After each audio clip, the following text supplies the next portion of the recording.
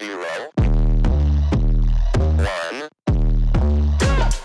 Let's get started. Hi, and welcome to Beyond Top 10 Tennis. My name is Dr. Ashley Morgan-Berge, and I'm your host. If you're not familiar with my work or would like to learn more about it, head on over to AM8 International, the first tennis lab of its kind worldwide that is centered on delivering top 10 tennis rankings and is 100% backed by science. I'm the author of 14 books behind multiple theories and have been an elite coach for over 20 years, having worked with athletes around the world, Europe, the United States to Australia. I'm also the world's leading authority in this space with my research, coupled with my extensive coaching background, being responsible for landmark findings to deliver the next generation of play. With new foundations this season of my two latest releases are my tennis black book, Federer, Nadal, Serena, Djokovic, and my brand new release, my tennis workbook. This season is like none other before. So as always, buckle in and enjoy the ride. And welcome to another special edition of the 2025 Wimbledon Championships. If you've been following us for some time now, you know we've had a little bit of a different change in format for these championships. Almost similar in a way to the Australian Open, a little bit different to the French Open special editions. Just taking a little bit of a different approach just to see or to share more key metrics, analyses, etc., opposed to more specific daily recounts with the data in there. Maybe we can look at it more of a little bit of a long form approach, sharing our live data as well. Typically, key insights, I would wait for one of the publications. So instead of waiting that 6, 12, 18 months before sharing some specific insights, so all the ones in the background there, I've been sharing just a handful of key analyses along the way. And I personally found it quite interesting, very detailed as well. So look, before I get carried away, if you've been with us for some time now, thank you so much. You know what we're all about. And you would have recognized the change back, I will say, that we have had in the background. If you are new, welcome. As always, I would encourage you, if you haven't read any of my prior books, to get your hands on my two latest releases. If you do have your black book and you have been following, this week actually marks a new week. So you should be up to week 1 of block 7 there, and you've got the topic there is fair play and ethics, something to review as well this week. Obviously is tied into your workbook, so you should obviously be following out the respective section of your workbook as well this week. Very, very important, and depending on what level you are at, will guide you what chapter in the background, for example, what book you should be reading through, etc. I don't want to go too much into that today. We'll wait till next week when the live rankings come out and we do more of our typical weekly deep dive. I really want to focus on the Wimbledon Championships because we've got all 3rd round results to go through and 4th round results to go through. Keep in mind our first edition, I'll say, of the Wimbledon Championships, we reviewed the draw as well as different players, their forms leading into the championships, key insights. So last episode, the second one, it was a really big one where we reviewed 1st and 2nd round matches all in one. We looked at the data, the predictive analytics, different things that came out. And I wrote down a lot of the notes along the way. So if you've been following, a bit of a scribble there, the highlights, etc. Pause, replay if you're looking to the live feed. If you've just got audio, I'm just sharing the scribble notes that we took.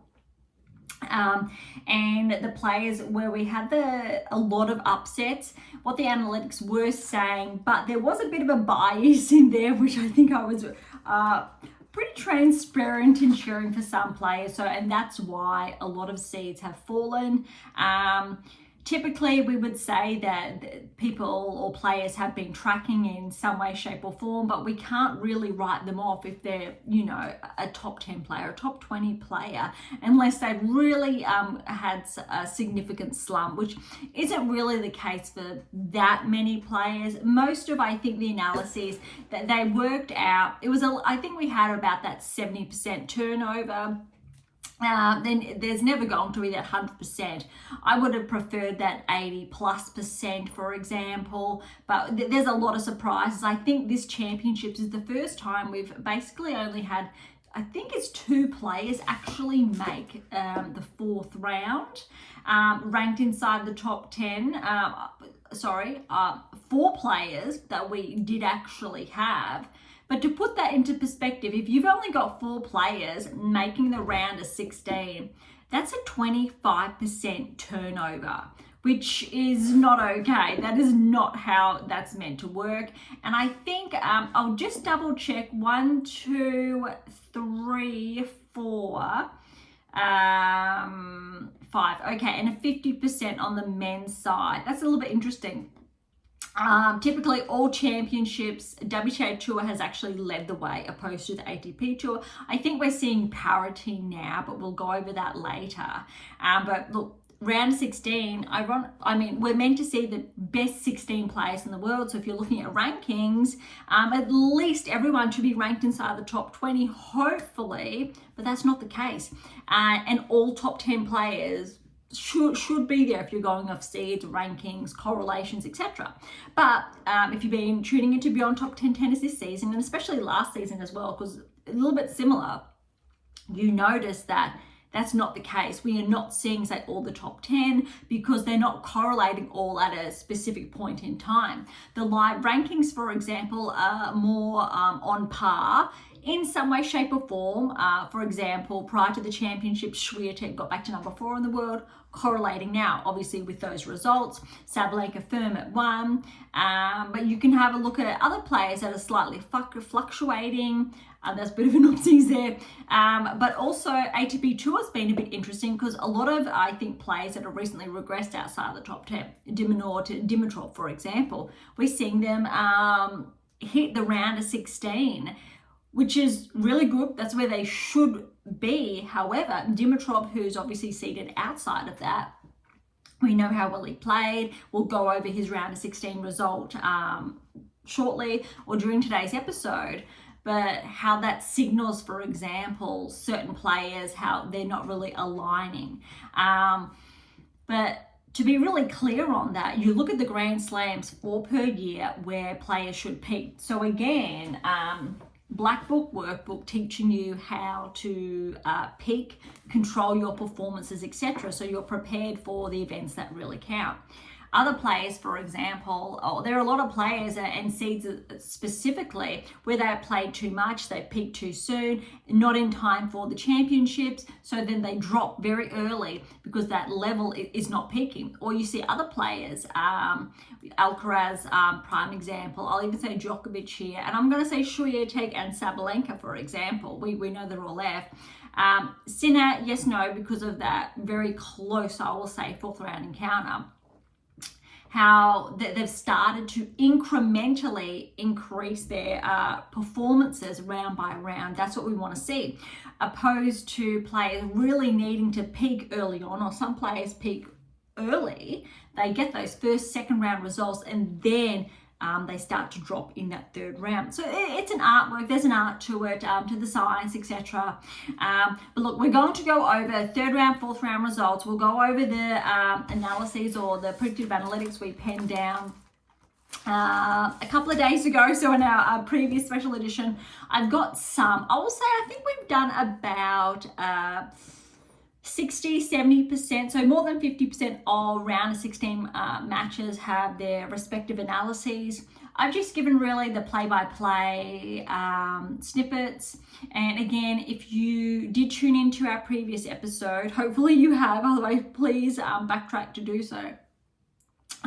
The analyses will be in the upcoming newsletter, not out yet. I will put the detailed ones joint with the ones that I'm going to share with you today. So you'll have all of them in one place, opposed to 2-3 editions, for example. I was going to share them early, then I thought if I'm going to keep doing them for you, I might as well share them in a lump sum, and there'll be some more additional insights then to share. All right, so this championships, look, we're going to start WTA Tour, then we'll do ATP Tour as always. We do have all round of 16 results finished very early this morning, I will say. So if you're not familiar with Beyond Top 10 Tennis, we're based in Australia.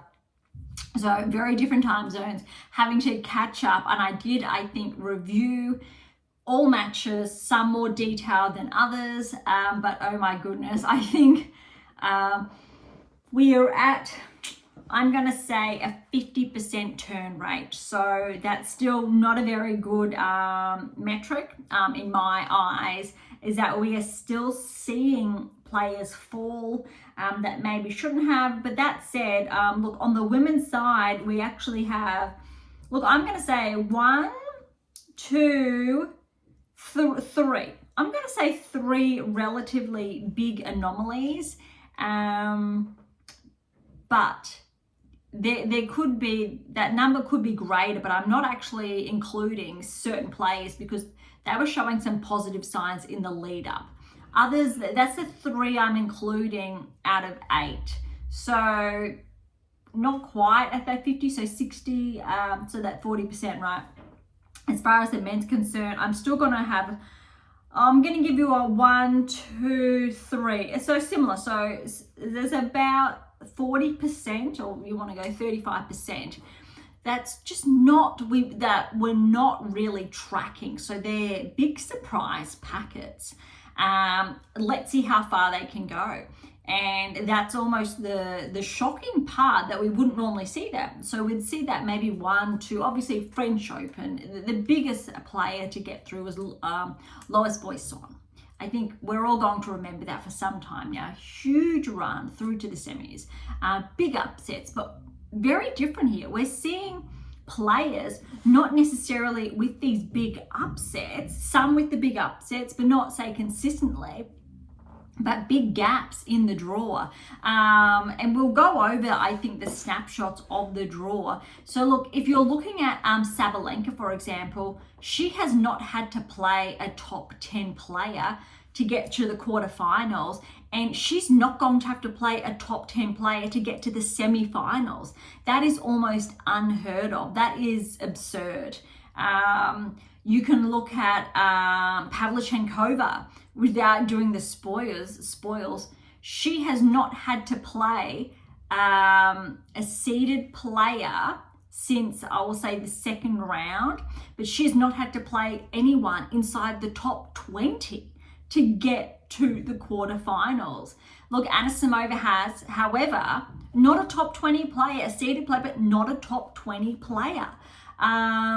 Seidman has had to take out a top 10 player. So just to put that into perspective, that is not typical. You should always, round of 16, third round, you should be playing a seeded player typically. Fourth round, you're going to be playing a top 20 player. Quarters, you're going to be playing a top 10 player. So this is how just the draw is on the WTA Tour side. That's the top half. Bottom half actually has, I'll say, behaved more. So there are more seeds left. So you go, Ondreeva actually has had to play a top 10 player in Navarro in the fourth round. Navarro draw was actually potentially the hardest because she had to play Krejcikova in the third round without giving too many spoils out. So that's a seed and seed that had to play one another. Similar with, I will say, Torsten Rybakina, a seed and seed that had to play each other as projected. Samsonova, Kazatkina, seed and seed in the third round. But that's it. So we're literally seeing 1, 2, 3, 4. Only 4 sections of all third round encounters, which out of 16, 25% showed up. All others did not. That's a 75 loss rate. That's hugely substantial as to why. Okay, going down the draw, you can look at Alexandrova. She's the 18th seed. She has not had to play another seed. Had not until fourth round played a gold medalist in Bencic. So Bencic has not had to play a top 10 player, but she's had to play the 18th seed in the round of 16. That's another huge stat. Swiatek had to play Collins third round. Collins was a top 10 player this time last year, former Grand Slam finalist, just to put that into perspective. And then fourth round did have to play a seed, but not a top 10 player and not a top 20 player either, but a player that did take out a former Wimbledon champion in Rybakina. All right, Kasatkina, Samsonova, so that paved, so they did have to play one another as projected third round. So that's a little bit different. Bezzezza Miniero, Yastremska took out Gauff, Bezzezza Miniero took out Kenin. But look, no top 10 players other than Gauff, obviously Yastremska. Bezzezza Miniero was not responsible for taking out Kenin. That was Townsend. So Bezzezza Miniero has not had to play a seeded player, a top 30 player, to get to the fourth round. That is the best draw possible. That's a dream draw for any outsider.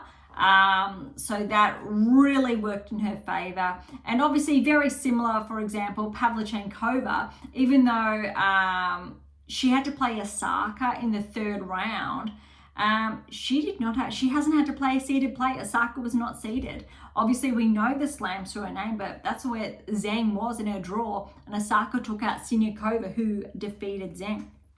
So that's just some significant metrics to share off the bat. All right, let's go into the results. Third round, round of 16 results, and quarterfinal lineup. All right, Sabalenka, Raducanu. This was probably one of the hardest, or this was the true test for Sabalenka, purely because we know Raducanu has a slam to her name. We know she peaks on the grass. It's her home crowd, and I tell you what, it was close. I really like this match because it showed how, just really what Raducanu's capable of, and we've seen it, and I've written about it, and I've talked about it, and the consistency metric as well. But Sabalenka really on those key points. 7-6, 8-6 in that tie break, so that's how close it was, 6-4. The analyses that we have for all round of 16, so no third round. I didn't want to double up on those earlier analyses for first, second rounds. All right, Mertens, Svitolina, this is an upset. Svitolina was favoured. She made, I want to say it was the semis last year, it was quarter semis. Mertens, she just came out firing, got that first set 6-1. That was really surprising. Svitolina came back in the second, went to a tie break. A little bit too late though, 7-4 to Mertens. That's some of the best tennis I've seen Mertens play. That was a really significant win. All right, Sierra, lucky loser in Buska. Could have gone either way here. And looking at the metrics as well, look, we had Sabalenka over Raducanu, but we actually had Svitolina over Mertens, so that's an upset too. Sierra and Buska. We had Buska here, could have gone either way. But also Sierra came out. Sierra, she is on the radar. She's made it through to the round of 16. And again, a lucky loser, which means she wasn't going to play. A player had to withdraw. I think Potapova actually withdrew. I think that's the section of the draw we're looking at. Sierra came through. She's played the absolute best tennis of her life. And it was close. Look, 7-5, 1-6, 6-1 there. Just wow. Buska played great, but Sierra, I was really impressed here. So that's obviously, that did not pan out, that section of the draw. And again, when you're weighing up Buska to a lucky loser, you need to favour that player with the ranking, etc. So Sierra, that's just, she should be so proud of herself. Well done. Sigmund Keys, another big upset. Really thought Keys and her game had the capacity here, but this is what this means. Keys has not progressed to the round of 16 at the championships, so that's almost a mark against certain top 10 players if they haven't been able to consistently make the round of 16 or further at a Grand Slam. And we know, I think that's 50% of top 10 players at this point in time. Sigmund playing some huge tennis. Look, she's actually played some really good tennis this season, ups and downs. But this was a huge win, I think, for Swiatek. Went 3-3. First time, I think, in her career she's made the round of 16. Or maybe it's the second time there. Being careful, but huge performance. Okay. Noskova, Rakimova, we did have Noskova written down for that. But Rakimova, I tell you what, she played some huge tennis. I'm looking forward to seeing how well she plays the rest of the season. If we see her crack into the top 30, maybe not this season, but next season for sure, if she continues her trajectory. And that was 7-6, 8-6 in that tiebreak, 7-5. It was very, very close. Anisimova Galfi, look, this was surprising on the basis that Galfi pushed Anisimova to 3. Anisimova came out on top, 6-3, 5-7, 6-3. But I don't think anyone anticipated Galfi pushing Anisimova to 3. That was a really impressive result. Parry Cartel, we did call this one for Cartel to progress over Parry. And look, again, Parry's a qualifier. And look, she played some really good tennis. That first set was really, really tight. 4-2 to Cartel. And again, home talent. I believe she's the only local left in the draw. That was on the women's side, so that was huge news there. Pavlyuchenkova, Osaka. We did have Osaka written down, I do believe, yeah. But Pavlyuchenkova, look, she's been a Grand Slam finalist before. Cracked back into the side, the top 20 last season. Big regression this season because I believe there's something there. She hasn't been very well, wasn't 100% healthy. Obviously, the ranking regressed because of, but this is a huge result. But we do know Pavlyuchenkova has made the finals of a Grand Slam before. So this is not new ground for her. Round of 16 is not new, but impressive result there. Over Osaka, look, it was 3-6, 6-4, 6-4. I really thought Osaka had a huge opportunity here to progress to not only the 4th round, but get a crack at a Grand Slam quarterfinal because the draw really opened up for her. And she's the only player in this section that's won a Grand Slam, multiple Grand Slams.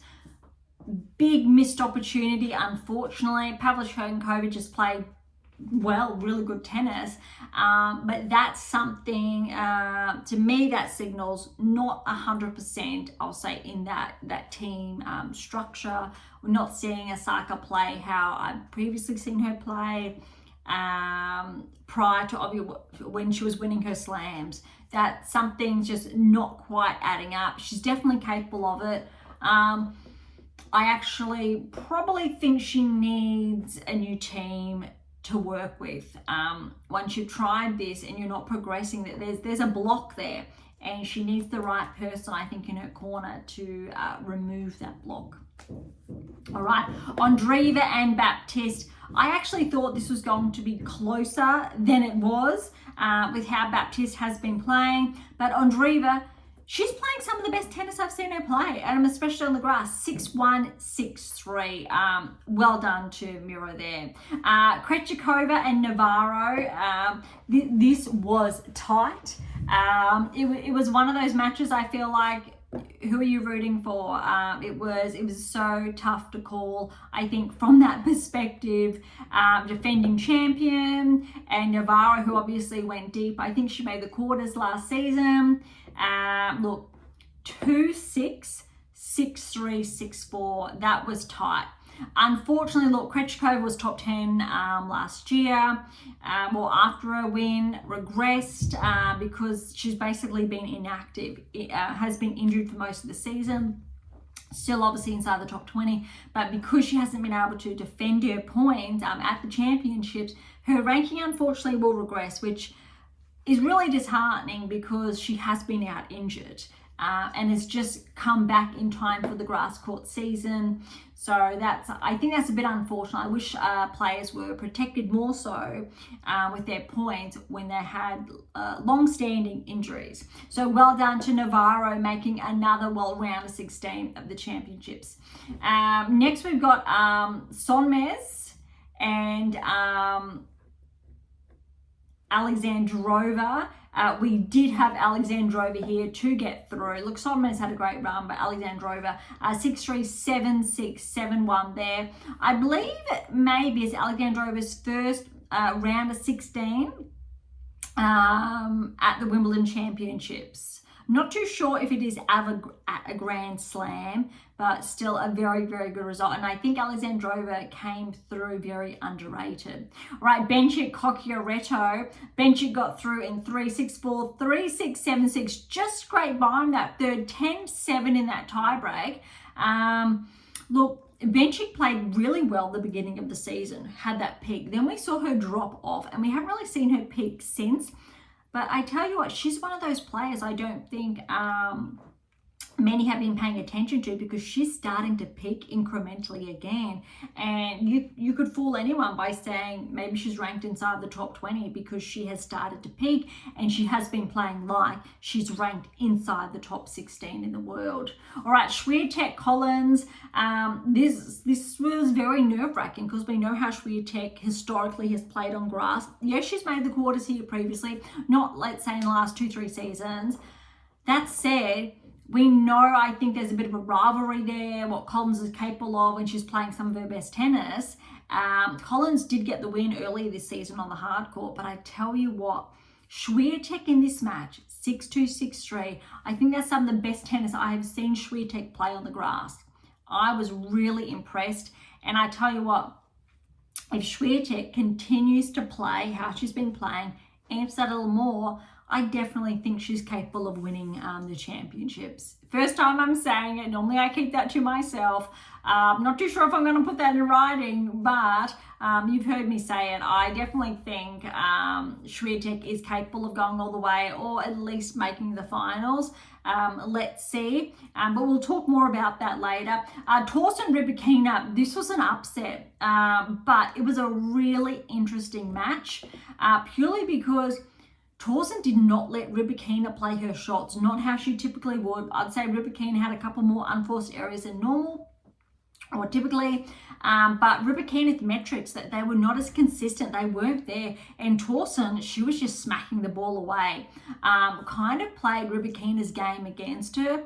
7-6, 8-6 for that tie break, 6-3, so it was very close. Well done, Thorsten. I believe this is her first, no, I'm going to say her first round of 16 at a Grand Slam, but 2 seasons ago, or last season, sorry, she did make the round of 16, I believe, at the French. So a very good metric. We'll talk more about that later. Kasatkina, Samsonova. We did have Samsonova down here to progress. But this, look, I'm impressed. Kasatkina, 16th seed, 19th seed respectively, and Samsonova 2 and 3. Really good win. And Bozezmaniero, Yastremska. We had Yastremska here, but Bozezmaniero playing some of the best tennis of her career, or young career so far. 6-1, 2-6, 6-3. That's a huge result. Yastremska, she's made the quarters in Australia last season. Former top 30 player, almost got into the top 20 last year, but she's had that regression. But Bozezmaniero, she's just really came out firing. We've seen how she's been playing in the smaller tiers, the 125s and 250s, for example, over the last 12 months, and we are seeing a really positive track there.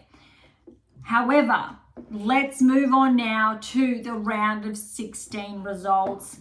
And we did have them penned through, but as I've just shared, look, Mertens got through instead of Svitolina, for example. Sierra over Buska, Seigman over Keys, Pavlyuchenkova over Osaka, Thorsten over Rybakina, and Bozezmaniero over Yastremska. So, look, that's a 10-16. Look, that's like 60, I think 65%-ish success rate. No, it's less than that success rate. But in all fairness, the men's only a little bit ahead because we're still seeing upsets at this stage of the championship. All right, 4th round here. This is, I think, where the fun really is, because we know all these players will be included in some way, shape or form in the data that is going to be unveiled in, I'll say, a forthcoming release. This is the benchmark that I look for, round of 16 onwards. and where our predictive analytics get really, really powerful. Sabalenka Mertens, obviously Sabalenka was favoured here, but Mertens in that second set really gave a good fight. 6-4, 7-6, 7-4 in that tiebreak. We do have something. Here we go. All right. Sabalenka gets the break to go up 3-1. Note how she steps up and starts to attack the return and doesn't relent, not allowing Mertens to get into the point. Too strong off the serve to go up 4-1. Solid hold from Mertens, followed by breaking back for 3-4, then 4-all. Sabalenka's too solid again. Hold serve, then breaks to get the first set. Solid start from both players in the second for 2-all, and Mertens gets the first break for a 3-2 lead. Optimal performance indicators in play. Mertens hitting her spots. Sabalenka's level slightly dropped. However, her key technical parameters collectively surpass Mertens due to her frequency of application. Breaks right back for 3-all and has a quick hold for 4-3, stepping up into the court to take the advantage. Note that Sabalenka's metrics are not as optimal as they should or could be. Not playing her best tennis. Stays on serve for 4-all, then 5-all. Sabalenka coming to net slightly more to close off points is allowing her to get some more easy points. Some she wouldn't have gotten, say, 6 months ago. Holds for 6-5, but Mertens maintains her level to force a tiebreak, and Sabalenka's offensive edge gets her across the line. All right, I think that's a pretty good recount there. Sierra Seigman, this one, look, it's a surprise packet. Get ready, 3-2 Seigman. Tied early in the first before tight game for 2-1 with Seigman holding for 2-all. Sierra has some solid metrics starting to develop with promising signs if she maintains her trajectory and development of the 8 keys. She has the capacity to break into the top 40 and stay. Seigman, as a tour veteran, is solid off the ground, has well-developed key metrics that fluctuate in application. When on point, she's capable of upsetting some of the best players in the world. Seigman gets the break and then breaks for the set. Seigman's experience has her edging Sierra, although Sierra has managed to stay close throughout despite her lucky loser status. Seigman, however, has the upper hand at the net, especially with a strong doubles record, and gets the early break in the second and takes a 3-love lead. Sierra shows signs of what's to come with some carefully constructed points, but Seigman remains with the upper hand. Sierra's serving to stay in the match, but Seigman breaks to take the match. Huge win for Seigman. Quarterfinals of the Wimbledon Championships. She's had the best run. After, I think, the championship, Seigman might almost match her career best ranking. I'll have to have a look at what it was or what it's previously been, if she's cracked into the top 30 during her career. I think she has. I'm not too sure, but there's no really other word for him other than awesome. It's just huge, and it really, I think, goes to show no matter what your current ranking is or how old you are playing on tour, you still can. Like we saw at Maria at Queens, for example. I think similar age, and really what they're capable of. And look, both German players, maybe there's something in the water, but what a really great metric to, I think, be had. All right, next we've got Noskova and Anisimova. And this was rightly so really close. I'm just going to see if I did write this one down. I don't think this one was written down. No, so I'll go over the scoreline here. Anisimova, Noskova, and it was really tight. Anisimova, look, 6-2, 5-7, 6-4. It was so close. I believe Noskova had the chance to go up a break, but Anisimova, I think she got the break in the final set, somewhere in the last couple of games. But trust me, I've watched all of these round of 16 matches, and I just finished watching the last one before we're going live today. So it's jumbled because there's been so many that I have been watching. Noskova, obviously, after her win against Rakimova, I thought just maybe. And Anisimova here, look, it's 3 sets, but I just want to put into perspective that Anisimova, how she was playing, 3 weeks ago now, she actually was playing some good tennis. She had those, I want to say it was a finalist result or a champion result at one of those earlier events. It's on AM8 International somewhere. And again, I'm not recalling it purely because, again, I've been focusing on the championships and all the matches. But Anisimova was actually favoured to progress far at the championships because of that peak. But what I like from what I've been seeing is that Anisimova, we haven't really seen her peak like she did a few weeks ago. She's been working her way through the tournament. She's been playing almost like a top 10 player. Her metrics don't quite align, but when she's on, she's on. And she played in those important points against Noskova how she really needed to play. And I actually think Anisimova has the chance now to make the semi-finals, but you'll see why when we go over the draw. All right, Kartel Pavlyuchenkova, we do have this written down here. I won't spoil the scoreline for this one, so check this out. Experience and shot selection know-how from Pavlyuchenkova. Kartel has the hustle and flair, good ball control. Pavlyuchenkova break back for 3 all in the first. Big hustle point. Pavlyuchenkova serving for 5-4, the game point. Kartel managed to break to take the lead and serve for the set. Pavlyuchenkova managed to get the break back. Close points for 5 all. Both hold for a tie break. Pavlyuchenkova gets the tie break, but not much in it. More unforced errors from Kartel in the tie break, but still remain tight. Second set, 2 all, and Pavlyuchenkova gets the break for 3-2. A few more unforced errors from Kartel. Overall optimal performance indicators from both players, however, at the depth that correlates with a top 30 ranking, in contrast to signaling a greater frequency at the most optimal level to progress towards the top 10. Pavlyuchenkova managed to keep the break for 5-4 and serve for the match.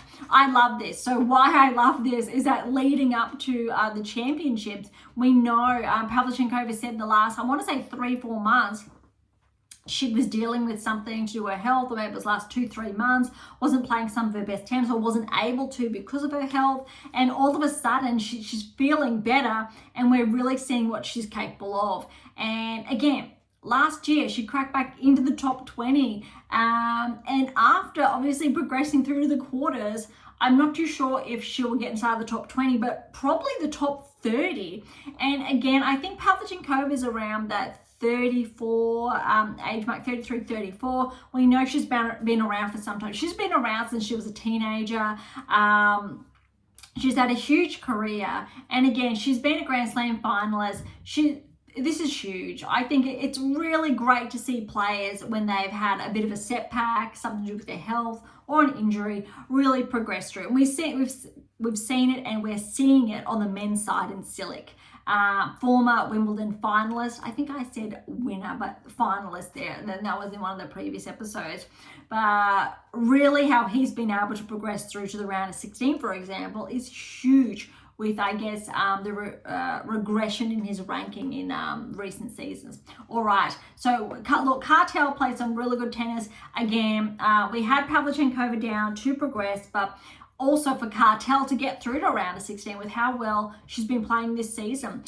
Really underrated play, but if you've been listening to Beyond Top 10 Tennis this season, you would have heard me make those comments I'll say about Kartel, especially at the French. I think I did in Australia and the intermittent ones between.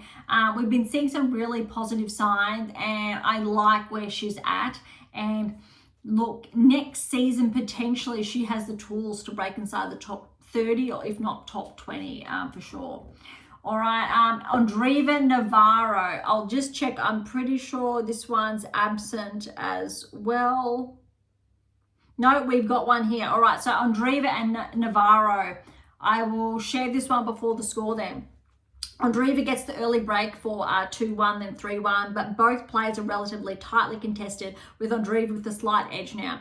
Perhaps the most evenly matched round of 16 and only section of the draw where two top 10 players have met, with Navarro and Andreeva holding up their sections of the draw respectively. Andreeva gets the double break for a 4-1 lead, simply the more consistent player now, opening the court to take the offensive and pushing Navarro onto the defensive. Consolidates for 5-1, and the set has raced away from Navarro, not playing bad, but also not being able to step up and into the court to dictate play. Navarro holds and Andreeva serves for the set, with Navarro unable to get the breaks back. Andreeva gets the break early in the second, but not without a close game. Navarro gets the break back, but both players are evenly matched. Navarro is sticking closer to Andreeva at this stage in the second. Some really crafty play from Andreeva, pushing Navarro around the court. Andreeva gets another break. Navarro has a chance to break back, but Andreeva remains solid, kicking the ball high to keep Navarro behind the baseline.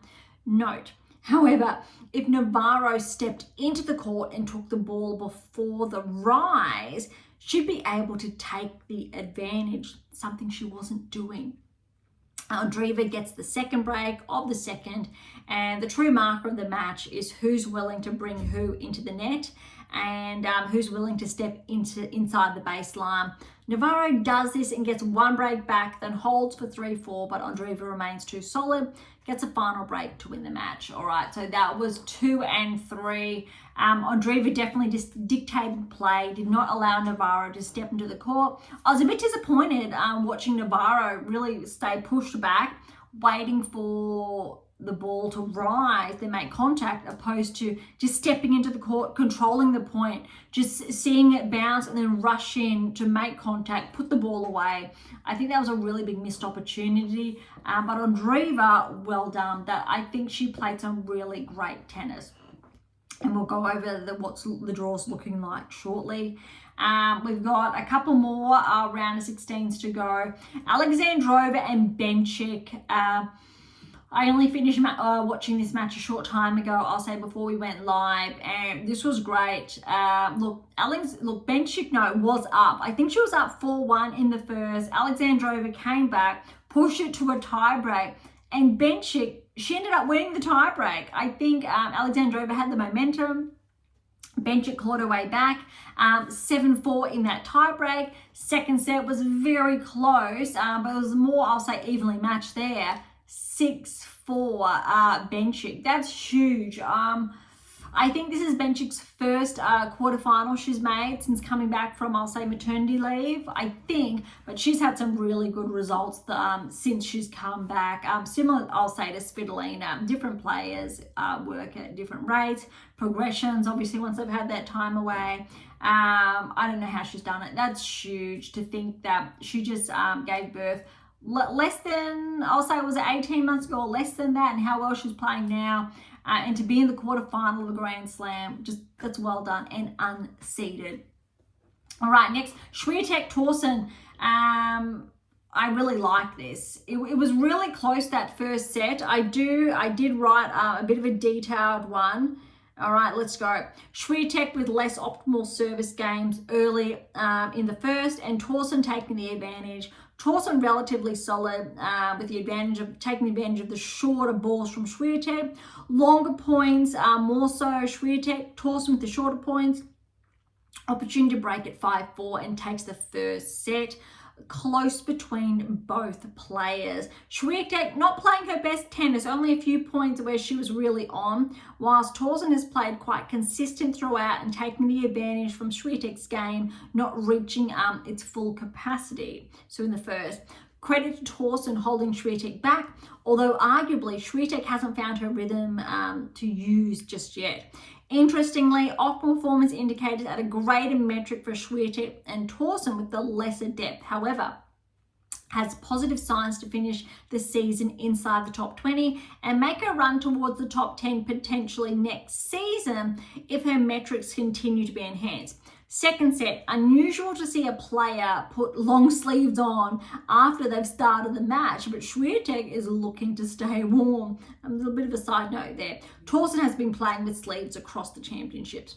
First game in the second is perhaps one of Swiatek's best games, smooth, fluid, and showing what she's capable of on the grass. She's learning how to transfer her optimal performance metrics, and it's paying off.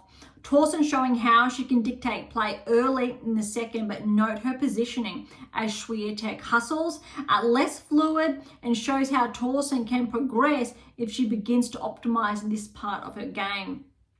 2-1 in the second, and Swiatek plays a solid return game with a chance to break Tauson, converts on third break point for a 3-1 lead, then consolidates for 4-1. Smooth tennis akin to how Swiatek would play on the clay, but adapted game style. Big call. Swiatek steps up her return game, looking for a final break, using her net game to her advantage, putting the pressure on Tauson, and gets the 5-1 lead to serve for the match. I really like that. 6-4, 6-1, especially that second set. Similar against Collins, but Tauson stayed closer in that first set, and then Swiatek ran it home. Again, like that a lot. All right, next we have on the last round of 16 to go on. I don't think there's a write-up on this one. No, because we left a couple out to even out both tours. All right, Samsonova, Bozes-Minero. Samsonova was favoured. She is a top 20 player after all. Bozes-Minero's luck ran out just 7-5, 7-5. That's huge. Like, Bozes-Minero, she played some great tennis, and I think Samsonova did get lucky, but again, with the ranking, I think Bozes-Minero has a lot to, build off from the championships. First round of 16 result, but it's going to get interesting now, because let's head on over to the draw.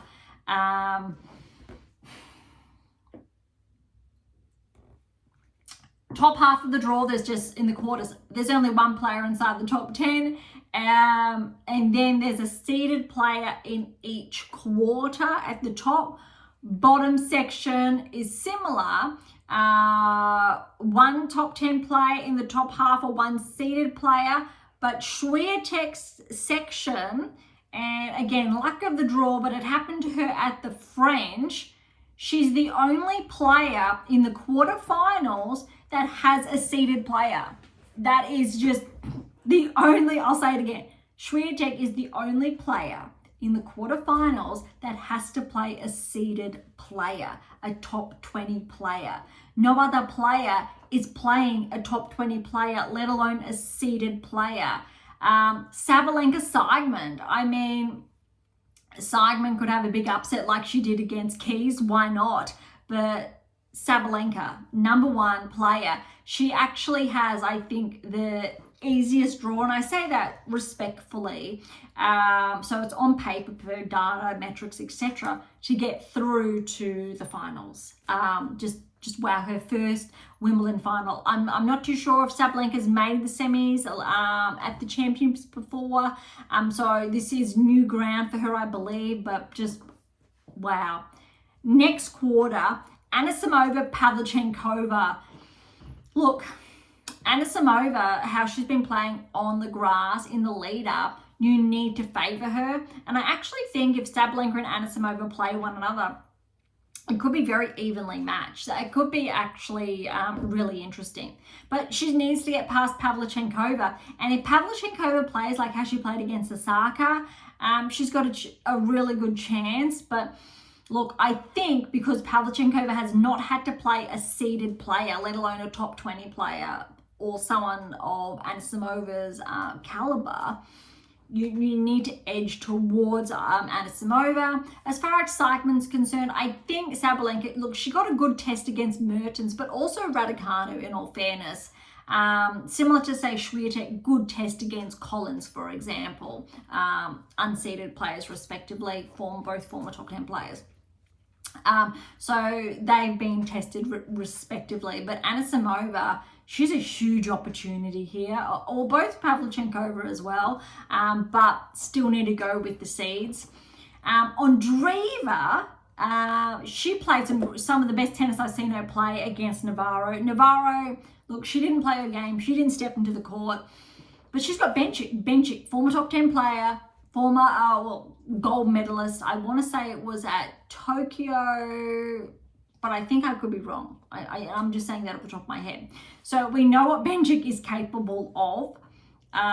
You need to favour Andreeva, but I don't want to write Bencic off, but Andreeva's just playing some huge tennis. She's got the opportunity to make the semi-finals of Wimbledon for the first time in her career, and again, only 18 years of age. That's huge. However, next we've got Swiatek Samsonova. Even though that's the only section of the draw with a seed, as in Swiatek has the seeded player, you still need to favour Swiatek, and I think she got a good test against Towson, like good, but also in all fairness against Collins, like a good test there as well. And remember, McNally took a set of her early. So it's going to be very interesting, but Samsonova, I believe, has had a win over Swiatek previously, but that was on hard court, I believe. But still tightly contested. So let's quickly write that down. We just said Sabalenka Siegman, we're going to put Sabalenka there, Anisimova Pavlyuchenkova to put Anisimova. And how about for this, oh geez, that's tough. Drop it down, Andreeva Bencic, need to put Andreeva, and Samsonova Swiatek, need to put Swiatek. So that is potentially, I've just shared with you potentially the top four. And because I'm going to clearly admit my bias here, how amazing it would be really just for women's tennis to have Sabalenka and Swiatek in the final, because we know they just have that rivalry. It's tough. Sabalenka's made the finals in Australia and the French. Why not at Wimbledon? Anisimova, I think, is going to be tough. When you put it like that, really tough to see if Sabalenka can continue, but she's just been playing really good. It's really hard, I think, to write her off to fall sooner. Andreeva Swiatek, look, I absolutely think Swiatek's going to have to play some of her best tennis, or her best tennis ever on grass, to overcome Andreeva with how well she's been playing. And Andreeva, look, she's got Conchita Martinez as her coach, her former Wimbledon champion. It's tough, but let's do it. Let's go Sabalenka and Swiatek, because one, to be clear, I'm acknowledging the bias, but two, I think I've shared how close both of those semi-finals potentially would be as well. But all four of those players need to get through respectively. So you know the quarters, they've been laid bare, but I've just given you the projected players. But I'll go one further. If Sabalenka and Swiatek do make the finals, I'm going to call it. I will call Swiatek to win. There is a big bias there. I'm being subjective. This is not objective. But look, if we're looking at the data really carefully, I absolutely think all four of those players could. Sabalenka, absolutely. Probably Sabalenka, Andreeva, Swiatek. Not necessarily in that order. If Swiatek lifts her level one more, yes. But I think that's going to be really interesting. Either way, I think that's relative. Look, Siegman could have a huge upset. Pavlyuchenkova could get through as well. Bencic could upset Andreeva.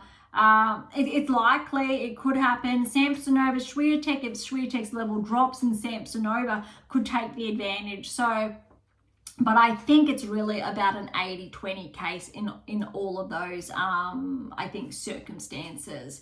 I'm looking forward to it. I hope you are too. But they're the four I'm calling. As far as the semis or your potential finalists are concerned, I've marked them as well, and I've also marked your potential 2025 Wimbledon Champion potential. All right, I'm going to wrap up the women's tour on that. I know they're huge calls. Third round, ATP Tour. Let's go. Today's a huge episode, just like our previous one, but that's what happens, I suppose, when I don't do round by round with you. So you're getting the collective results of multiple rounds. All right, Sinner Martinez, loving how Sinner's been playing 1-3 and 1. Dimitrov Offner 6-3, 6-4, 7-6, 7 love in that tiebreak. Going a little bit quick in the third round. The analyses are for the fourth round.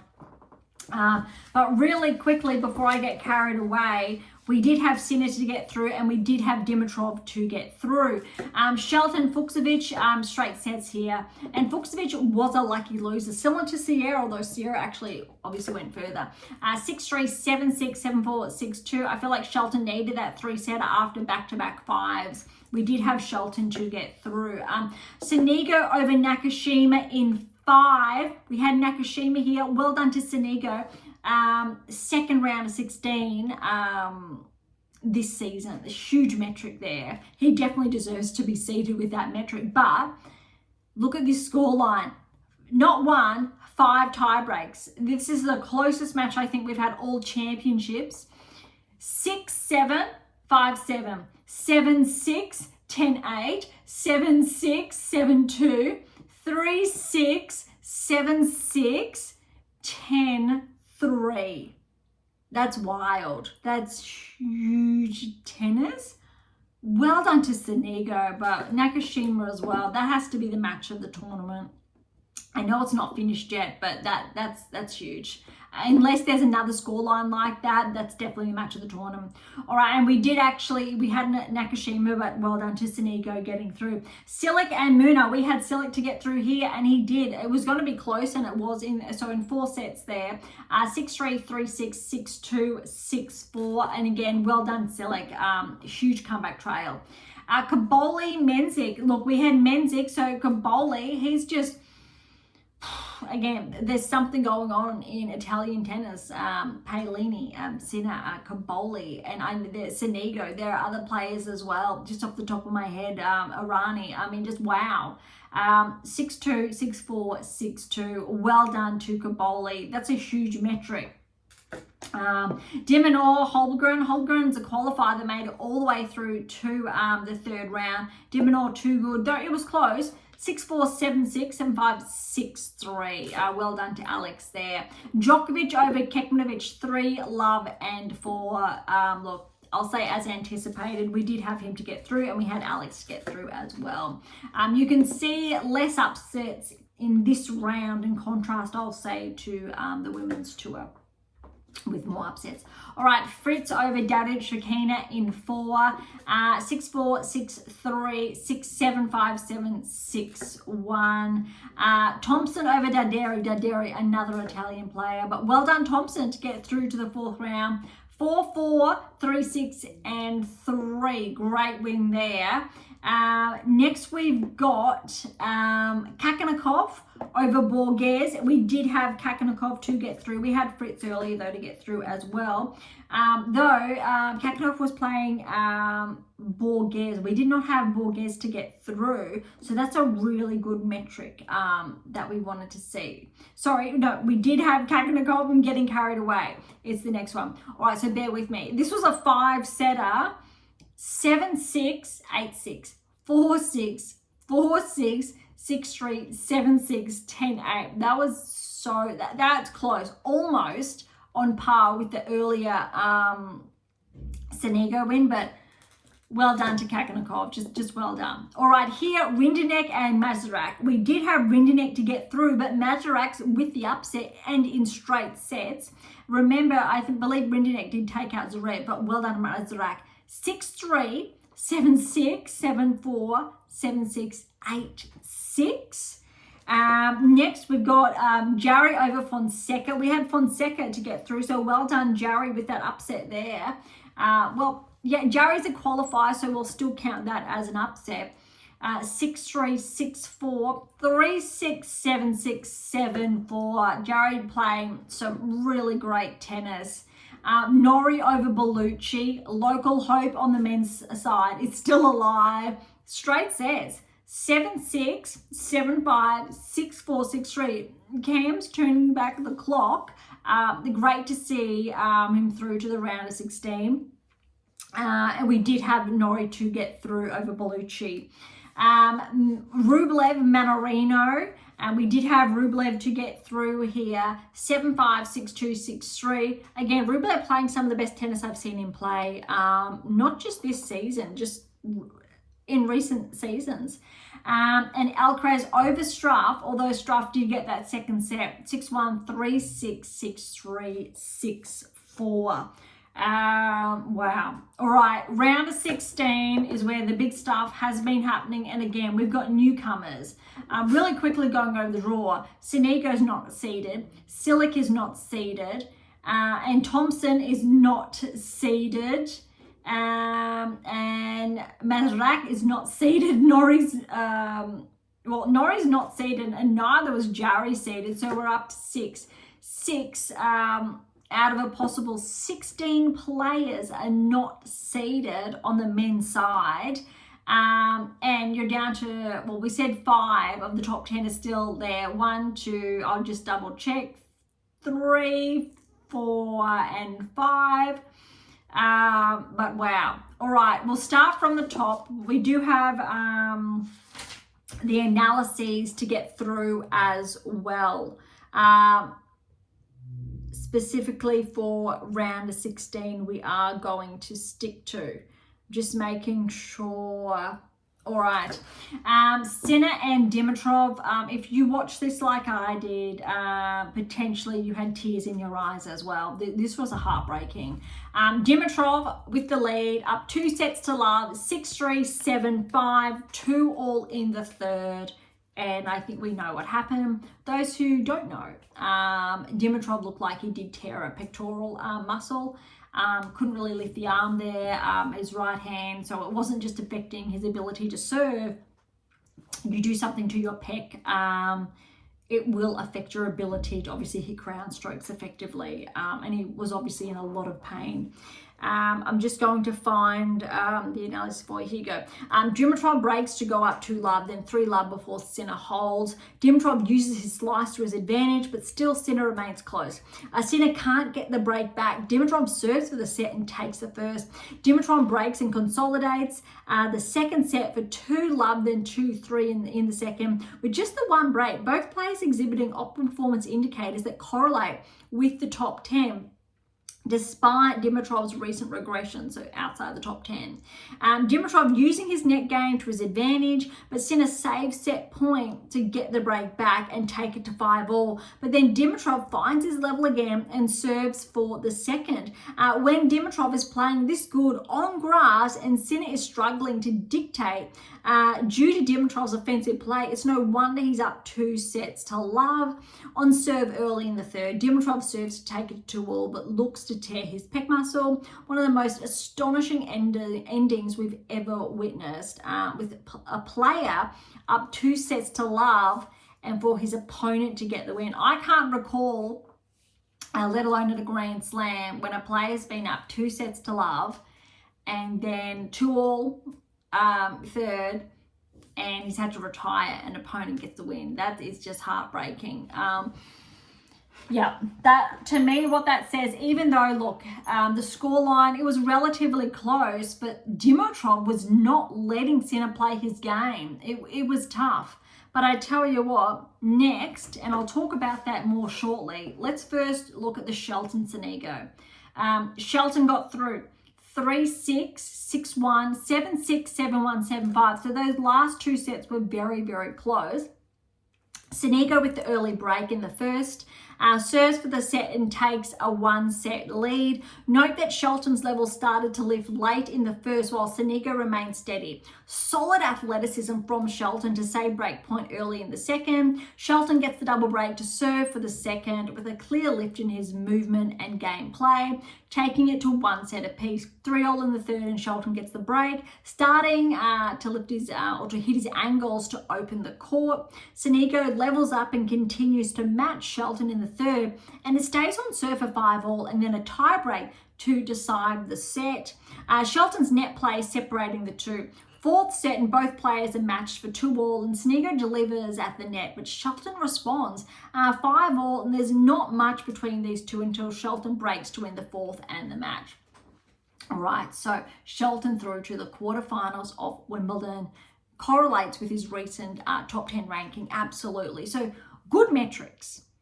But what this says to me is that Shelton and Sonego were so evenly close, putting that second set aside, that I think that's going to help Sinner. You need to favour Sinner in this circumstance, because Sinner didn't play bad. Dimitrov played really good tennis, didn't let Sinner get into the match. But how Shelton played against Sonego, you need to give Sinner the edge from that perspective. If Shelton played a little bit differently, and similar to his third round, so if he played a bit differently, you could almost give Shelton the edge absolutely in the quarters over Sinner, because it's grass, not hard court, so not his favoured surface, or most successful surface. But that said, I'm still going to lean towards Sinner. All right, Silic Caboli. Would have thought Silic with his experience was going to get through, but I tell you what, Caboli, he just ran with the moment. He took the most of his maiden round of 16. He's on a career high ranking, 6-4, 6-4, 6-7, 4-7 in that tie break. Silic got that. Fourth set, another tie break, 7-3. So you can see how Silic almost come back, almost pushed it to 5. But Caboli, he held on, closed it out in the fourth. First time round of 16, first time quarterfinalist at a Grand Slam. That's huge. And I tell you what, he's going to have the match of his life in the quarters, because next we've got de Minaur and Djokovic. Just checking if there are any other analyses to share. We may have, yeah, we've got two, well, okay, de Minaur and Djokovic, and again, I'm going to be a little bit biased here. I was going for Alex. Would have been great to see. He made the quarters last year, and he had to withdraw. So Djokovic got that walkover. So finally, they're meeting again. Alex gets the opportunity. Takes the first set against Djokovic 6-1. Just huge, playing great tennis. Djokovic just isn't able to get into the match. Second set, there's really nothing between them. They're breaking each other's serves, but Djokovic gets it 6-4. Third set, very similar. Breaking serve, early breaks, etc. Break back, and then Djokovic closes it out. So we've got fourth set now. Djokovic is up 2-0. Neck and neck. De Minaur, I believe he was up 3-1, so he had that early break. I think he almost got up, was it 4-1 in the fourth. Djokovic serves to get up to 4-2 it was. Then he breaks Alex, I think, back serves then for 4-all. And then he breaks again. So not only did he hold his serve, then he got the break back, breaks again, then serves for the match. That is something that potentially only Djokovic would do.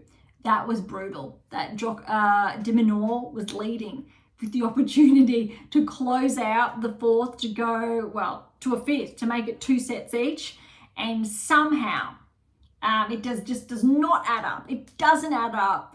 Djokovic, he won. He got that fourth match. So definitely not the best tennis I've seen from Djokovic. De Minaur played really good tennis. Djokovic, it was a bit over the place, but I think it was a bit confusing when you're watching a play, but also his attitude on court, his expressions. Look, something was off, but look, he was still playing good tennis.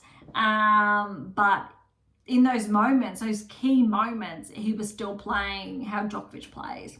Absolutely think that if de Minaur just was able to hold, and minus that extra break Djokovic got, he would have had a chance for a fourth. And I really want to give de Minaur the benefit of the doubt in the fifth with his physical fitness. Of course, Djokovic, we know how fit he is, athletic he is, but de Minaur, he's got the legs. We know he can run all day. so to speak, and it would have been really exciting. But well done, Djokovic, which means for that quarter, Djokovic Kaboli, which for Djokovic is, he is not playing a top 10 player. He's yet to play a top 10 player to get to the quarterfinals. That is just mind-blowing. Alex, yes, top 10. He's seeded 11, so still we'll say, okay, that counts, but he also missed out on a seed in the third round. And then, yes, he had Alex. It was very close. But Kaboli, and first-time quarterfinalist in Kaboli. But you know what? If Kaboli can upset, I guess, Menzies, take a good win over Silic, who obviously we know's game works on grass the best, let's give him a shot. All right. Going down the draw, this was really disheartening. Fritz and Thompson. Fritz got that first set 6-1, was up 3-love in the second. I'm not too sure what happened with Thompson here, but he had to retire. So I tell you what, after Fritz having those back-to-back 5-setters, a third round being a 4-setter, I tell you what, this is going to do him, I think, a lot of good to rest those legs, especially playing the week before and winning the title there. Just wow. So that's really surprising. Really sad for Thompson making, I think, the round of 16 at Wimbledon and having to retire. That's heartbreaking. But again, well done to Fritz to progress through where it was so close in those earlier rounds. All right, Kakanakov and Mazurak. But also, before I get ahead of myself, we had Sinner to get through. We had Shelton to get through. But we did have Silic, but Kaboli got through. We had Alex, but that was me sharing my bias. Djokovic got through. We had Fritz over Thompson. Kakanakov and Mazurak. Kakanakov with the win 4-2 and 3. We did have Kakanakov as well. Next, Jarry and Norrie. This was a 5-setter. We had Norrie to get through. But again, Jarry's the qualifier. This was it definitely was not anticipated. It'd be pushed to 5. 6-3, 7-6, 7-4, 6-7, 7-9, 6-7, 5-7. Fifth set 6-3. All right, really quickly, just a small one here. Norrie with the upper edge in the first. Jarry solid movement and isn't afraid to come to the net, but Norrie's offensive edge gets him the second. Neck and neck between both players. Jarry gets the edge in the third, both consistent with offensive and defensive play. However, key performance indicators fluctuate between the two. Jarry claims a fourth and tiebreak, and there's nothing separating the two until Norrie gets the early break and consolidates before serving out in the match. And that's really all that was into it, that fifth set, Norrie getting the break and serving it out. It's just that slight glimpse or that slight hiccup in performance from Jarry to let Norrie just break. That's all it was. That's really all that separated them. Well done to Jarry getting to the round of 16, but huge. I think it's the first time Norrie's gotten to the quarterfinals. I think he's made the round of 16 at Wimbledon early in his career, but huge win for Norrie. Again, having a local left in the draw, but I tell you what, he's going to have the match of his life up next because Alcaraz, Rublev, yes, we had Alcaraz to get through, but Rublev played great tennis in that first set, pushing it to a tiebreak and getting the tiebreak 7-5. Then Alcaraz, he amped up his game, 6-3, 6-4, 6-4. But you know what? All credit to Rublev. He did not go away. Rublev gets the first break early, playing some of the best tennis I've seen him play this Wimbledon. Alcaraz manages to break back, though, for 3-4, holds for 4-all, then sets up tiebreak. Rublev gets the break for 6-5 and snatches the first set. Huge gain. Second set, 4-3, and Alcaraz breaks and consolidates to serve out the second. 3-all in the third, and Alcaraz gets the break point to take the lead in the third and then closes it out. 2-all in the fourth, and Alcaraz has the chance to break. Rublev saves a handful, but Alcaraz does not relent. Goes up 3-2, 4-2, keeps a break to serve out the fourth set. So not much in it, but Alcaraz he kept his foot on the pedal in a manner of speaking. I think that's all of the analyses. I think we've covered them all. But this means Alcaraz and Norrie will face off in the quarters. Fritz, Kakanakov, Kaboli, Djokovic, Sinner, Shelton. So let's track on over to the draw now, and we'll break it down. Look, we've actually got 1, 2, 3, 4, 5. That's actually a better metric, surprisingly, than WTA Tour. 5 top 10 players left in the quarters. Obviously, that's more than 50%. That's a good metric. So a bit harder to call. Whereas obviously for the women, all the seeded players left, we projected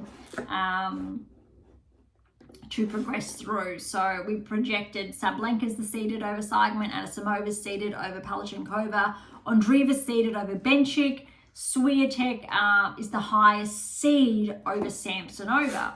And as far as the data is concerned, it essentially aligns. Here, though, it's a bit trickier.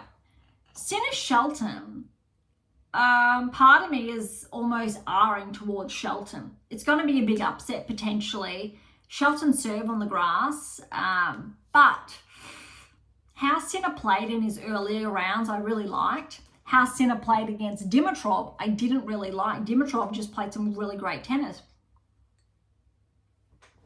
If Shelton played how Dimitrov played, he would absolutely have a shot. But the problem is Shelton does not play like Dimitrov. He doesn't have that type of game. So I think, keeping that in mind from that perspective, you need to favour Sinner. Sorry. So I'm going to pin Sinner down.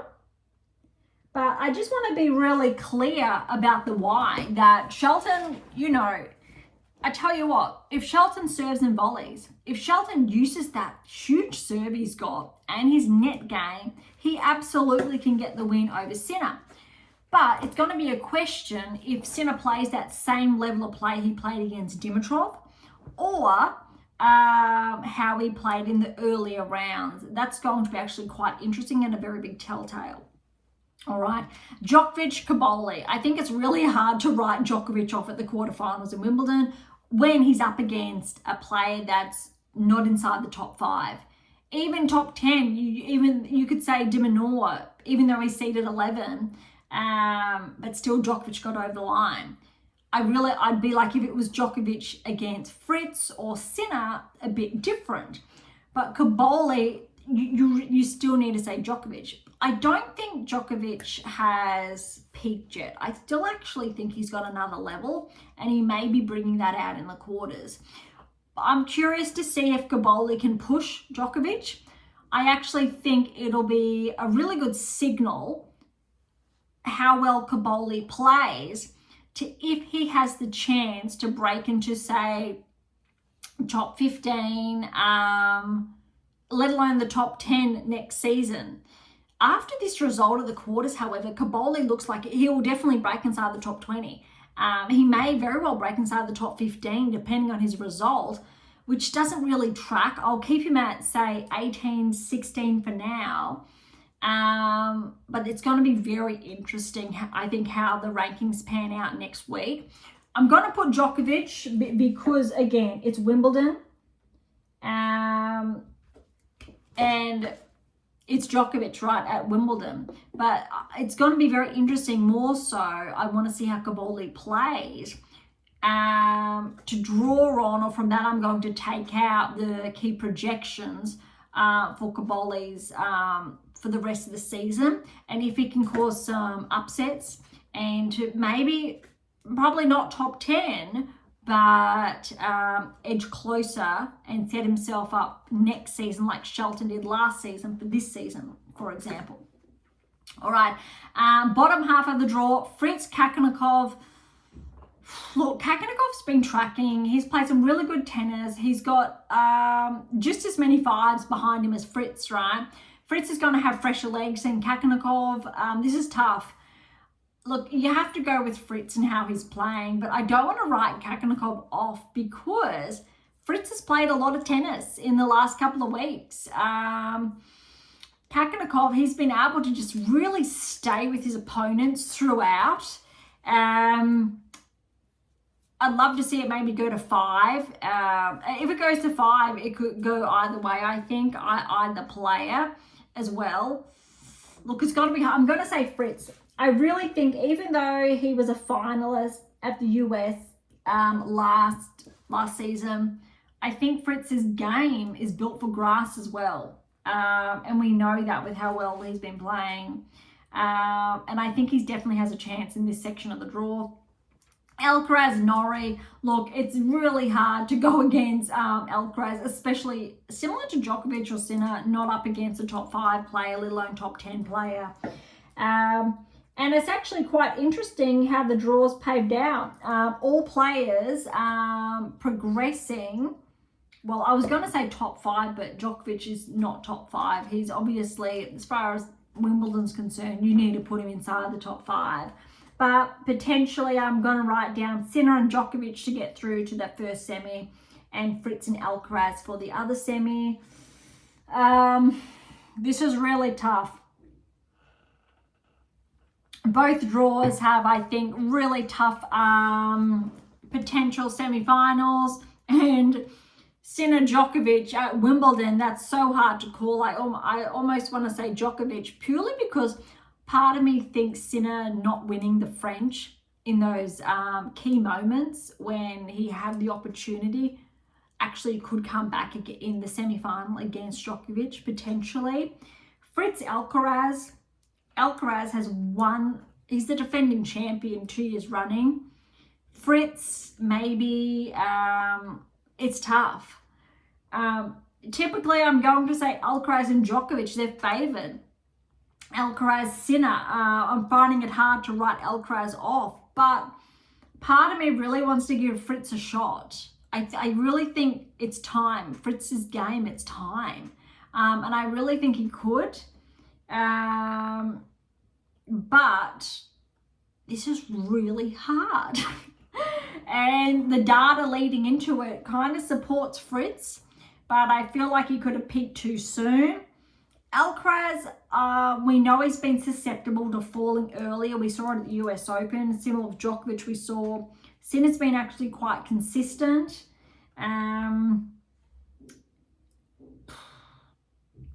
You know what? I'm going to make a call. Part of me doesn't want to make a call. I'm going to go out on a limb here, actually. I'm going to put Sinner.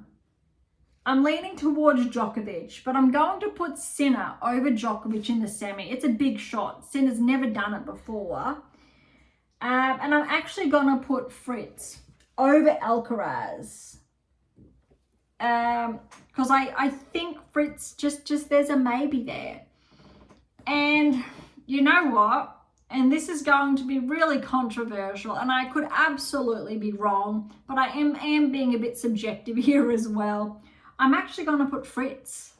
And I'm probably as surprised as you are, but Fritz, look, he won leading into Wimbledon. He won the lead-up event. He's played some huge, great tennis. Swiatek was runner-up. Both of them, they've had a really good lead-up week. Look, Sabalenka, Anisimova, Sinner and Alcaraz had good weeks leading up the week prior. So the 3-ish weeks ago. Andreeva's playing some great tennis as well, though I don't want to write her off. She had that early exit, I think, again, a couple of weeks ago. It's tough. This is a really good, I will say, state of the draw, a really good problem to have. After the championships, Anisimova, I'm going to quickly have a look at the rankings now because I've got so many screens open over the place to do this. If we're looking at the rankings really quickly to Anisimova and her points, we do have her, Anisimova actually has the capacity to join the top 10 after the championships. I think there's a very good likelihood with her quarterfinal result, she just a maybe. It's a maybe because Navarro's going to drop some points because she's fallen prior to the quarters. Not that much because it was round of 16. Rybakina will drop some, I believe. Anisimova, though, Svitolina's going to drop, but she's at 13. This is really interesting. Paolini, we know, is going to drop. Sabalenka and Swiatek are going to gain. Sabalenka didn't play last season. Swiatek lost early. Gauff Pegula will drop points respectively, but not enough, I don't think, to shift, obviously, their position in the rankings. If Swiatek wins, she will be bumped up to 3 in the world, it looks like. But Sabalenka Gauff will stay solid. Paolini will remain inside the top 10. Andreeva will be bumped up to a career high of 5, I think, irrespective of how the results play out. If Andreeva wins, she will be 4 and will bump, I think, Swiatek then back to 5, depending obviously on who the finalists are. But still, I think that will be the case, 5-4 respectively, and that'll be really interesting. Zheng will be bumped back. She's obviously sick. She'll be bumped back further, because so many seeds have fallen, and that's the thing. So Anisimova looks like she's going to be joining the top 10, and that's such a huge, significant metric. Alexandrova and Samsonova, I think both of those players respectively will join the top 15, and that's huge as well. All right, so on the men's side, there's unless Fritz wins, if Fritz wins Wimbledon, he will get a career high or equal to number 3 in the world. So he'll need that to push Zverev out of the way. So he will need that. Zverev obviously he'll be docked points, Draper's too. But look, Djokovic, if he progresses, he's going to be bumped back into the top 5 either way. Both of them are, because Draper will be bumped back. So, but there's no other. Look, Shelton will be pushed inside the top 10 more, less susceptible to regressing. Alex will probably hold the line at 11. He might be bumped back slightly. Rublev may be bumped up, but not many players. So Kaboli we're looking for, who's actually, he was 24, so had a bit of a regression prior to the championships. But as far as his ranking's concerned, he definitely has the capacity to join. Maybe not the top 15. So yeah, he'll probably stay steady around 17, 16 in the world. I think that's what we're looking at for these players. So these are just very big maybes of what could or may happen. I don't want to get too ahead of myself, even though it probably seems like that. I'm just trying to share with you potential projections. Look, we could have upsets. Norrie could be an upset. Kakanokov could be an upset. Kaboli, Shelton, all, I think, have the capacity. If you've gotten to the quarters, you have the capacity to go all the way. Similar, obviously, as I've shared on the women's side.